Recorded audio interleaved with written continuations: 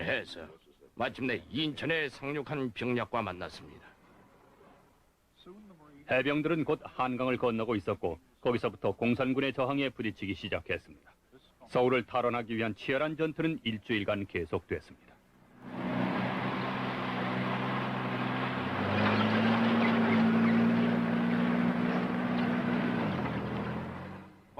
공산군의 저항 미군과 한국군은 수도 서울을 장악해 나갔습니다.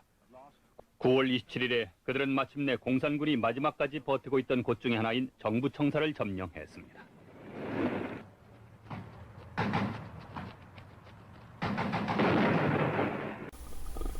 (9월 22일) 노벨 참사관이 아침 일찍 와서 서울시장과 인천시장이 환도 선발대로 김포로 떠난다고 알려왔다. 또 백허다 장군이 어제 도쿄로 돌아갔다는 방송 보도도 전했다. 그렇다면 토요일이나 일요일 이전에는 서울에 갈 수 없다는 뜻이다. 점심은 윌리엄 박사와 신성무 국방부 장관과 함께 이 대통령이 같이 했다. 윌리엄 박사는 도지사집에서 기거는 하지만 식사는 이승만 박사에게 와서 했다. 도지사는 지난 20일 윌리엄 박사를 환영하는 시민대회를 열었다. 꽤 많은 사람들이 모여들어서 박사는 형부퇴했다. 이 대회에서 이 대통령은 1시간 정도 넘게 연설을 했다. 오후 2시에 국무회의가 열렸다. 윌리엄 박사가 곧 미국으로 돌아가므로 박사에게 캘리포니아에 도착하면 붙여달라고 피론지를 맡길 예정이었다. 전선 소식도 좋아졌다. 인민군들은 태극도 제대로 할 수 없었다고 한다. 무리지어 도망가면 한국 전투기들이 쫓아가서 기총소사를 포부됐기 때문이었다고 한다.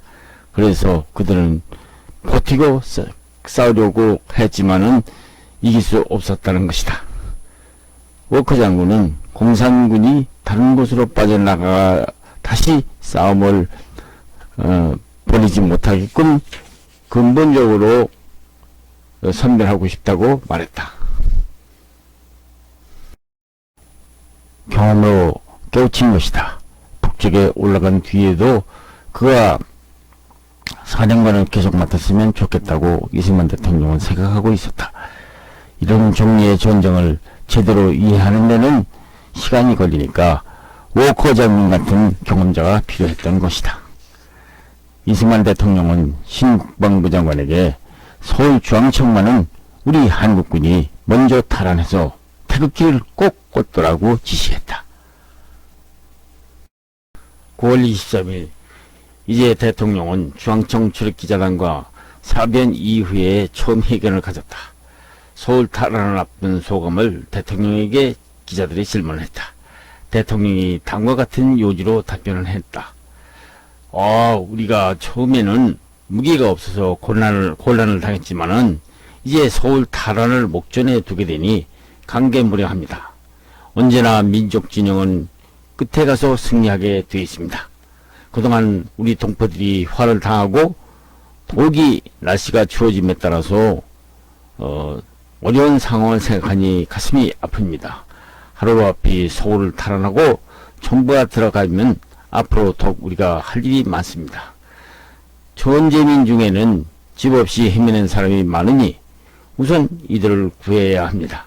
미국은 세계대전 때 유럽에 가서 집 없는 사람들에게만 집을 지어주고 옷 없는 사람에게 옷을 지어 구제를 했는데 우리나라에 대해서도 이와 같이 해 주십시오. 현재 인천 시민들이 식량이 없어서 곤란을 받고 있다고 하는데 쌀 300섬, 작곡 300섬을 보내주는데 미국인들이 많이 도와주고 있습니다. 외국인도 도와주는 이때 우리나라 사람들이 먼저 희생적으로서 서로 없는 것을 나누어 먹고 함께 살고 함께 고락을 나누는 동족들을 발휘해서 돼야 한다고 말을 했다. 이어서 이승만 대통령은 3·8선 문제를 비롯한 여러가지 현안에 관해서 이렇게 설명을 했다. 생각이 틀려서 사상적 대립은 있었을지는 모르나 우리는 처음부터 3파선을 허용하지 않았습니다. 이 문제를 이때껏 참아온 것은 국제적 관계였는데 이번에 공산군이 이 선을 넘어서 불법 남침한 것이니 자연히 이제는 3파선은 없어진 것입니다. 그것은 소련이 북한 인민군들을 남침시켜서 대한민국을 공산화시키려고 했으나 유엔 민주주의행위 우방을 살리기 위해서 일어남으로써 국제전쟁이 되었습니다. 그러므로 이번 전쟁은 한국전쟁이 아니고 국제전쟁입니다. 전후 부흥책과 전제민 보호는 정부가 식량을 타서 준비한 것이 있고 금년 추곡을 수집해서 배급할 분들로 외국도 우리 형편을 잘 안 까닭에 많이 도와줄 것입니다. 하지만 그것보다도 옷덩의 거처 문제가 시급하므로 ECA의 목재를 요청했습니다. 곧 이무자들이 들어오면은 가옥을 건축하겠는데 우리 동포의 초가집을 개량해서 기와집을 지어 살게 하는 것이 저의 희망입니다. 그리고 피점령지 주민 문제는 소련의 사주를 받아서 공산군이 불법 남침해서 살인 방화를 했습니다. 태평양 동맹 문제는 일선에 오스트리아 대사가 와서 이야기하고 오스트레일리아 예상이 한국에 온다고 했습니다. 그러나 메카더 장군이 그분의 신변을 보호하기 위해서 한국 전선이 아직 정리되지 않았다고 방안을 허락치 않았으므로 그냥 들어갔습니다. 오스트레일리아 예상의 태평양 동맹 문제에 대한 주장에 대해서는 나도 찬성을 표명함과 동시에 그분의 생각과 내 생각이 같을 것으로 믿습니다. 이승만 대통령은 오후 3시 30분 신국방 조 내무와 함께 출전하는 우리 한국군들을 격려하고 환송했는데 우리 한국군들의 사기는 대단히 좋아졌습니다. 이제 메가더 장군이 비행기만 오면 나는 서울로 가게 되어 있습니다. 서울로 환대하는 채비는 다 끝난 것이죠. 진격에 진격을 거듭하고 있는 우리 한국군들은 어디서나 모두 잘 싸웠다. 특히 17년대는 모든 연합군 장성들과 워커 장군도 그 용맹성을 인정하는 정도였다. 프란체스카는 서울로 갈 짐 속에 다시 넣기 위해서 타이프라이터를 꺼냈다. 서울 환도 준비로 타이프라이터부터 먼저 챙겨주었던 것이다. 이승만 대통령은 곤히 잠들었지만 프란치스카는 마음이 설려 잠을 이룰 수가 없었다. 잠을 청하려 애를 썼지만은 만감이 교차되어 잠이 오지 않았던 것이다. 조용히 자리 일어나서 다시 짐을 챙긴다. 이 대통령의 낡은 스프링 코트를 좁다가 프란치스카는 자기도 모르게 눈물이 났다. 석 달 전날 남하하던 양행 열차의 찢어진 시트에 기대어 이 코트를 덮고 한강천교를 건널 때 심통한 표정으로 서울 쪽을 바라보던 이승만 대통령의 모습이 잠든 얼굴 위에 자꾸만 오버랩 되었기 때문이었다. 다시 한강을 건너 서울로 돌아가게 되다니 정말 꿈만 같았다. 아, 하나님 감사합니다. 프란체스카는 자기도 모르게 잊혔다.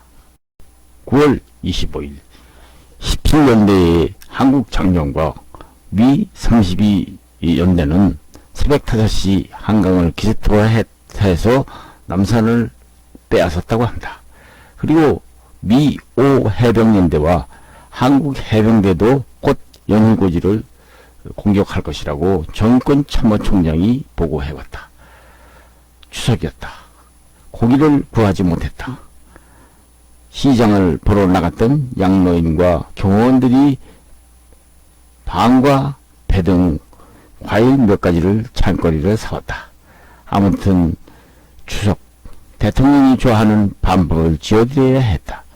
양지사 사람이 나타나서도 대통령에 드리라는 것을 보내왔다.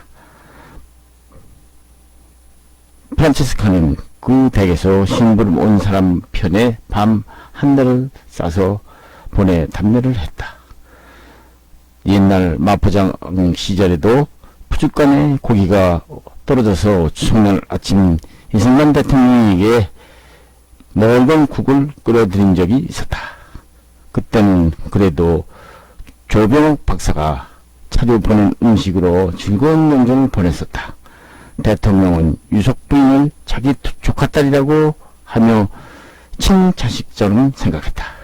그녀의 아버님이 독립운동을 함께하여서 항거하던 지난 돌지였기 때문이었다. 저녁에 국방부 장관이 일정을 확인하려고 전화를 했다. 이승만 대통령은 청도에서 고생하는 피난민 동포들을 위만할 계획이 있던 것이다. 9월 24일 저녁에 무초대사 노블이 와서 메가더 장군의 두 번째 전문을 전해주었다. 20일 서울에 입성하면 수복 지역의 모든 권한을 한국 정부에 돌려주는 의식을 갖겠다는 대답이었다. 그는 한국 정부 요인과 모든 애교사들이 그 의식에 참석해 주기를 바란다고 했다. 무초대사와 노블도 우리와 마찬가지로 하루빨리 서울에 돌아가기를 원하고 있었다. 신성모 국방부 장관은 서울을 탈환하는데 메가더 장군이 예상했던 것보다 훨씬 완강한 적의 저항을 받아서 치열한 격전이 계속되고 있다고 보고했다. 미 해병 1사단만으로 서울을 탈환하려 했던 알몬드 장군은 계획을 바꾸어 육군을 추가 투입하기로 했다. 그는 또 낙동강 전선에서 북진 중인 미 8군과 남하하던 미 7사단 32연대 그리고 우리 국군 17년대를 서울 탈환 전투에 참가시킬 것이라고 말했다. 26일 대통령과 프란체스카는 부산역으로 나가 특별열차편으로 오전 9시 청도를 향해 출발했다. 시가지를 벗어나자 넓은 들이 펼쳐지고 그곳에 벼가 누렇게 익어가고 있었다. 마을 초가지붕엔 빨간 고추가 널려져 있는 것이 보였다. 이승만 대통령은 이제는 우리 농민들이 마음 놓고 추수를 하게 되었다면서 만족해 했다. 기차가 마을을 지날 때마다 사람들은 대통령을 향해 손을 흔들었다. 양지 바른 산에는 성묘하는 사람들도 눈에 띄었다. 이승만 대통령이 그들을 향해 손을 가리키며 마음이 금년엔 모든 실향민들과 같이 우리 내에도 황해도 평산에 있는 우리 아버지 고향 선영에 성묘를 했으면 좋겠어 라고 했다. 어느덧 기차가 낙동강을 건널 때 대통령은 감개무량한 듯 눈가에 이슬이 맺혀 있었다. 오전 10시 45분 기차가 청도에 도착하다 신성모 국방부 장관, 조병욱 내무, 김교통장관이 몇 사람의 관리가 대통령을 맞았다. 대통령은 자동차로 산비탈에 있는 피난민촌락으로 갔다. 피난민들은 집과 나뭇잎, 잎사귀를 움막을 짓고 살고 있었다. 전쟁 피난민들은 처음엔 무슨 영문인지 몰라 놀란 표정이었으나 이승만 대통령의 위문 일행임을 알게 되자 크게 환영을 했다. 대통령이 시차를 하는 도중 오늘 노인은 이제 돌아가게 됐으니 참고하였습니다 하고 대통령을 붙잡고 눈물을 흘렸다. 대통령은 약한 시간 동안 구석구석을 돌아본 후 마이크를 통해서 남북통일과 신생활운동 등에 관해서 설명을 했다. 돌아오는 길에 경산 근처 강변에 연합군 병사들이 노역하고 있는 곳을 지나게 되자 대통령은 하차하여 그들을 노고로 지하했다.